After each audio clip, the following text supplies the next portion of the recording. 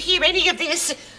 Oh, no, she wouldn't. She wouldn't be up yet. Oh. Someone should blow rakes up. Oh, why, Ted? I just trod on one. Did it fly up and punch you in the nose? Of course not. I was walking backwards. Why did you want the rake, dear? I found a leaf on the lawn. Another one? Oh, Ted, that's 3 this week. Oh, dear, you must be absolutely worn out. You know, raking a leaf up may not seem a big job to you, Thelma, but when a man's on strike, he's got to keep his mind occupied. Yes, dear, I know. I'm sorry. Being on strike for a week does wear a bit thin after a couple of days. Too right. Not fair a man should be looking for work at home. No, dear. He should be at the office trying to get out of it. Yes. Well, why don't you go and sweep the driveway or something? What for? I just vacuumed it. Oh, well, I don't know. I know. Go and polish the Hills hoist. Don't be stupid, dear. I did that 8 times. Well, I don't know. I know. Go and rotate your hubcaps. I did that 9 times. Well, if you wait around for a while, you might be able to catch Mike Walsh. I did that once. Don't you like Mike Walsh? Mike Walsh? He's just a Don Lane for pensioners. Do you like Don Lane? Of course not. He's just there so that people can read a book till Bert comes on. Oh, yes, I suppose Bert does have to have someone to answer the phone. Too right. Apart from that, Bert's been told to put up with him. Who by? Malcolm Fraser. Why? Because Don Lane's a septic. A what? A septic, rhyming slang, septic tank, American, see? No, dear. Look, Malcolm Fraser did a swap with the Yanks. We got Don Lane. Oh, what did we give them? Pine Gap, half our minerals and Ellen Reddy. I think we lost, Ted. Yeah, no wonder the country's in a mess. I'll get it, Phil. If it's one of those Jehovah's Witnesses, I'll strain him through the screen door. No, I won't. I'm so bored I'll talk to him for 5 minutes. Then I'll strain him through the screen door. Hi, Dad. What are you doing wearing our bell out? Oh, I wanted to get in. Well, what happened to the key I gave you for your 21st birthday? I've still got it. Well, why don't you use it? Because you changed the lock when I married Bruno. Well, what do you want? I've just come to go shopping with Mum this afternoon. You're not going shopping. I'm on strike and I can't afford to get the bank card retreaded. That's why you're so grumpy. You're still on strike. Yeah, ever since that Jack Stubbs became our union rep, we've had more strikes than a bowling alley. What's it about this time? Oh, it's a run-in between Jack Stubbs and the managing director. What happened? He refused to call him sir. Who, Jack Stubbs? No, the managing director. Doesn't seem like a very strong reason to strike, Dad. Yeah, well, that's what I thought, but then Jack Stubbs has all the qualifications. What do you mean? He's a pommy. Oh, listen, if the worst comes to the worst, I can always ask Bruno to lend you some money. Spaghetti head, I'm not taking any of his money. If I turned up at the RSL with a pocket full of lira, they'd roast me over the eternal flame. Dad, you're going to need some money. It's the 25th soon. Is it? It's Christmas. No. It's the Commodore's birthday. No, it's your wedding anniversary. Oh, that. Yes, that. You know what that means? Yeah, got to go to bed early. It means you should buy Mum a nice present. Well, I'm not entirely a thoughtless man. You find out what she wants and she can have anything she likes. Oh, okay, Dad. As long as it's not more than $5. At least the phone's not on strike. Bloody thing's working its ring off. Hello? Mum, with Dad on strike, he may not be able to afford to buy you an anniversary present. Oh, that's all right, Gret. He bought me 2 presents last year. Oh, what were they? Pair of socks. Are you two still here? I think so, Ted. Who was that ringing on our phone? Jack Stubbs. Strike's on indefinitely. Oh, no, Dad. What will you do for money? No problems. Just take the medals and the sprig of rosemary off me suit, Phil. Why? Because if the strike's on, I'm going to get me another job.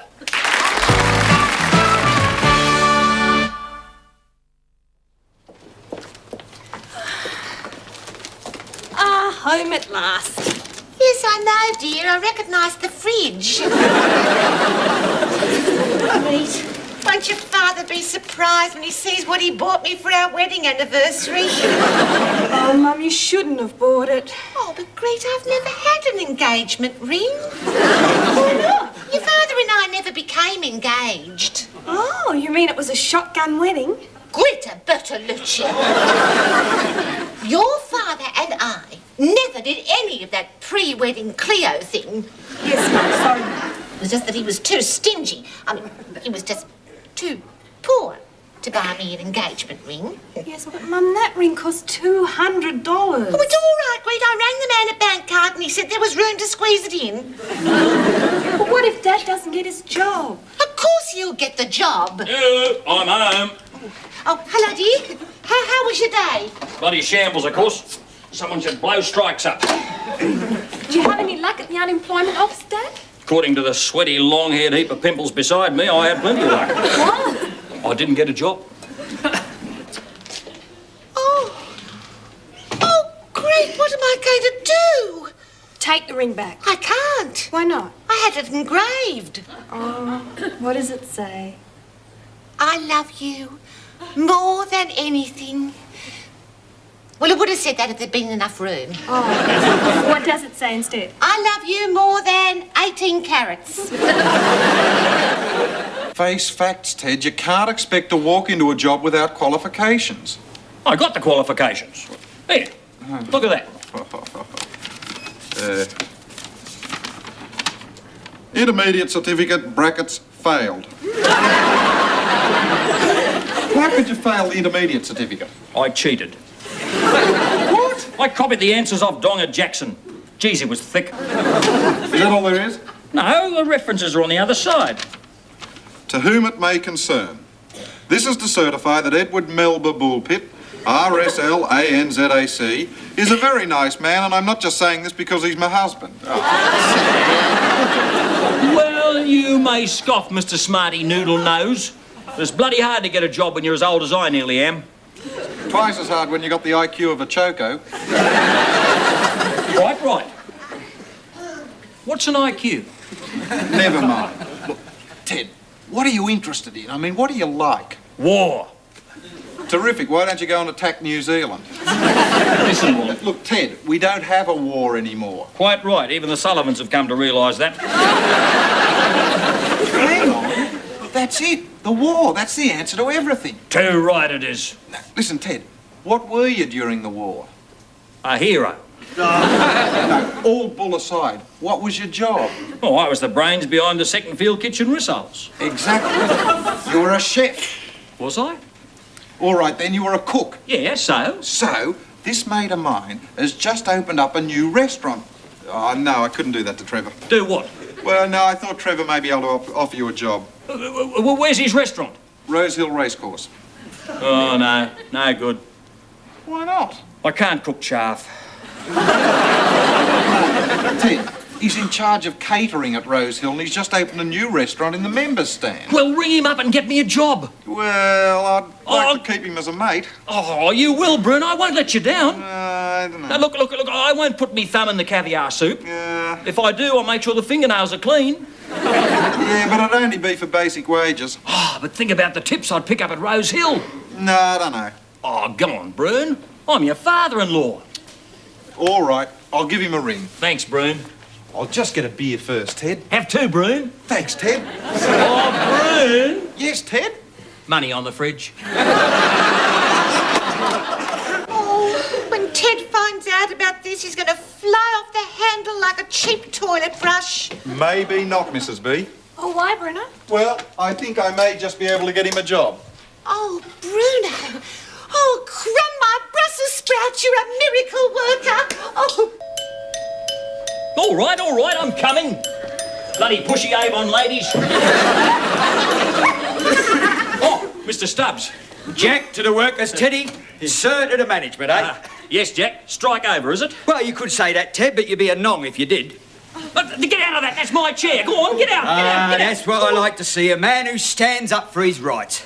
However, I think that we should decide who should sit where through meaningful dialogue, i.e. a frank and open exchange of views by way of a round-table discussion. I haven't got a round table. Well, that's buggered that. Sit down, Ted. Well, how are the negotiations going with the management? Badly, Ted. Very, very badly. Why? I haven't been to the meetings. Here, sign this copy of our demands.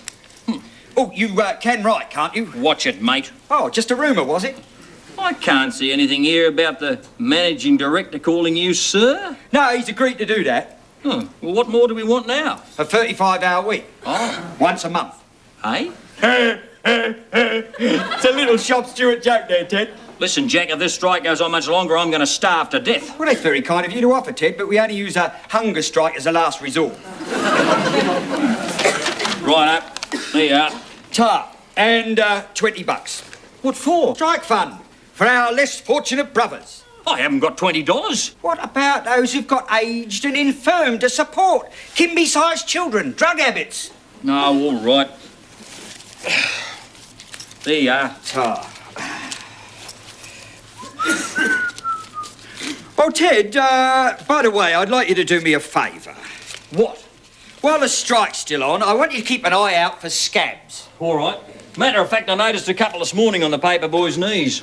No, Ted, I am talking about workers who seek alternative employment during the strike. Blacklegs. Oh, yeah. Lowest form of life, eh? Horrible. Scum. Awful. Rubbish. Toyota drivers. You got the job, Ted? Shut up, not now. What's he talking about? Nothing. Idiot's son. He doesn't know what he's saying. Oh, you mean he's a bit... Yeah, dim, loony. Dim as a half-star hotel. That's the last job I get you, Ted. Shut up. Get back under the house. He's mad. He says stupid things all the time. Go on, Nut. Tell the man your name. See? I see what you mean, Ted. Ooh, that's sad, isn't it? Here, you better have 10 back. I put him into a home or something. Up the workers! Who was that? The Union Jack. Ah, yeah, I get it. If you get a job, you'll be a scab. Only if they find out. No. You got to abide by union rules, Ted. Always have, always will. But this time it's different. Why? I'm broke. Well, don't expect me to back you when you first start at Rose Hill. So I did get the job. Uh-huh. Pickle me grandmother. I'm back in the catering corps.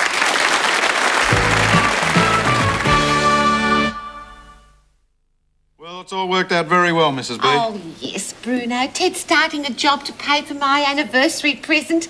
When he finds out about it. And to top that off, going to the races. Mrs. B, you normally use a pin to pick your horses. Why are you using a fork? Because I'm picking the trifecta. Of course. What did you get? Hammersley Holdings, Pan Continental and BHP. Mrs. B, that's the stock market listings. Oh, silly me. There you go. Use my form guide. Oh, thank you, Bruno. Oh, race 1 for the 2-year-olds. Oh, Malcolm Johnson will be in that. Why? Well, he's small enough to be a 2-year-old. No, Mrs. B. Is he a colt or a gelding? No, Mrs. B. They're the horses. 2-year-old horses? Yep. Oh, they must still be Shetlands. Why don't you just back Ita's image? Oh, no, I want the one that Malcolm's riding. But it's 10-1. Is it? Oh, dear, I must give Ted a hurry up or he'll be late. Ted, hurry up. Don't spend all day in the shower or you'll go all wrinkly. Yeah, coming. Yes, if you stay in there much longer, you'll go to work looking like a big pink prune. All right, woman.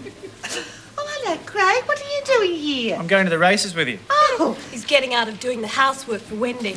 Oh, Craig, you're a typical old chip off your father's block. Oh. Bruno, have you finished with the form guide? Yeah, it's in the kitchen. Okay, Craig, come on. Can I borrow a fork, Mum? Yes, on the table, dear. Mum. Oh, God. Come on, Ted. All right, woman, don't get your suppos in a twist. Any longer in that shower, he looked like Don Chip. Don't worry, Mrs. B. He's got plenty of time. Sure. Yeah.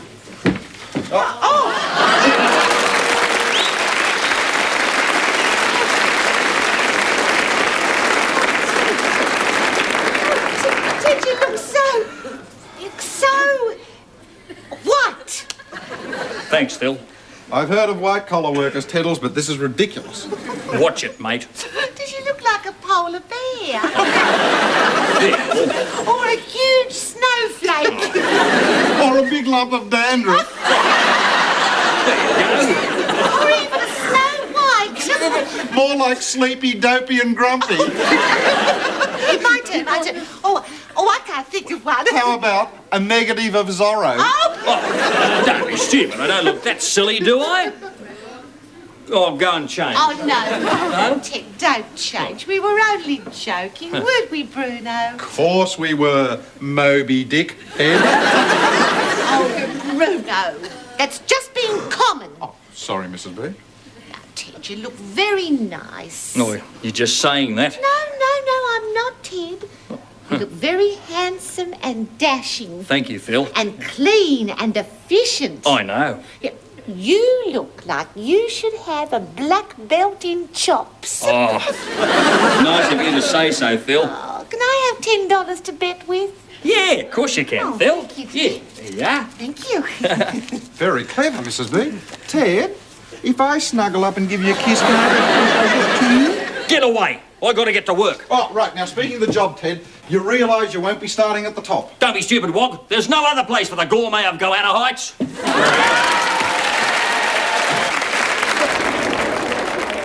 I'll wait here for Bruno, dear. You go up to the restaurant and you get a nice table with a good view of the kitchen. Yes, But ma'am. then don't sit in the high chairs because they're for the jockeys.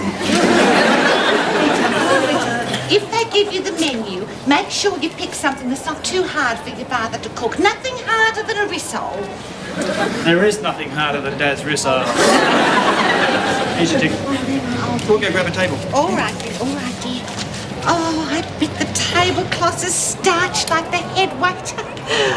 More cutlet than you know what to do with. I do hope that Ted realises that they leave the heads on fish in posh restaurants. Hot doggy! Hot doggy!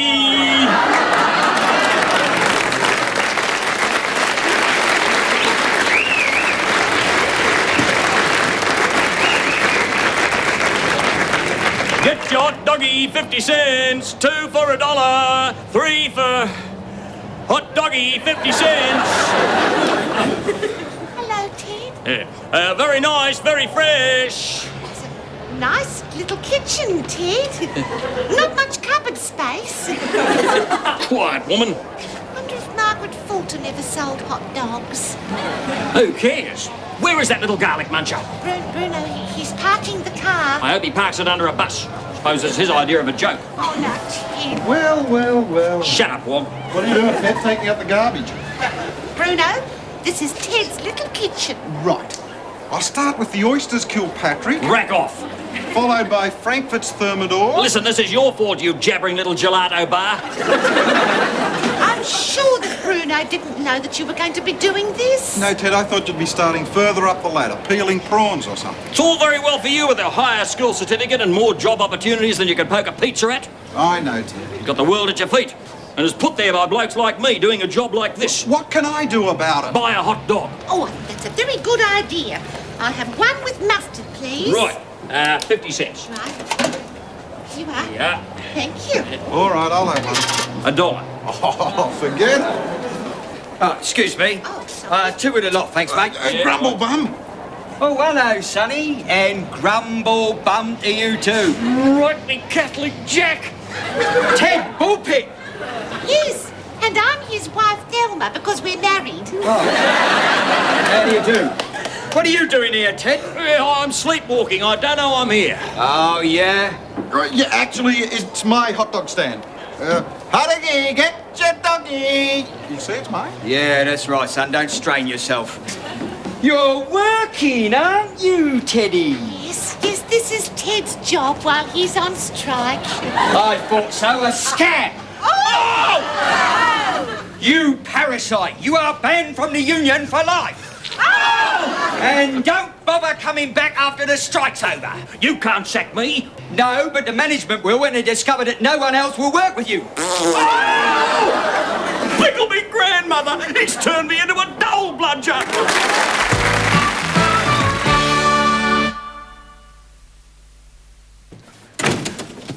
I'm sorry, Ted.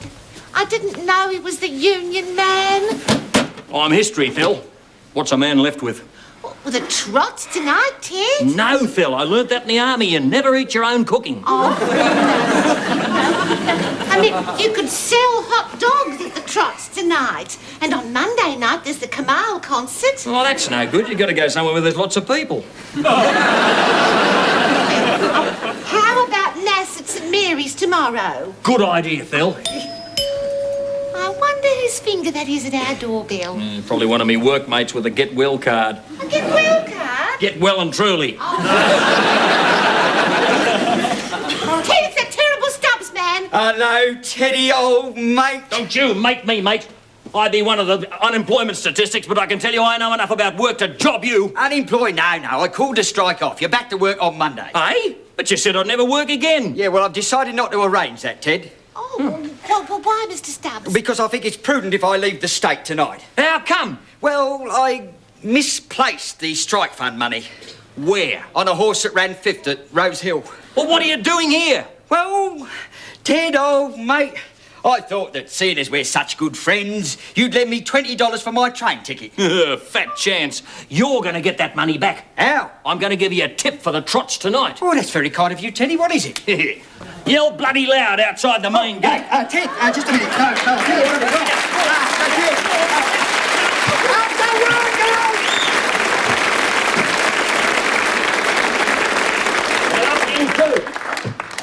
Oh, Ted.